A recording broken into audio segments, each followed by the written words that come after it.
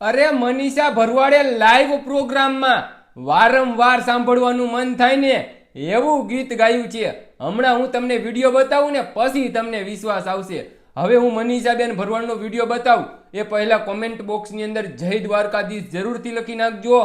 જય દ્વારકાધીશ લખવામાં તમારા લોકોનું કાંઈ જ નથી લૂંટી જવાનું. અને મનીષાબેન ભરવાડનો આ વિડીયો જોવો.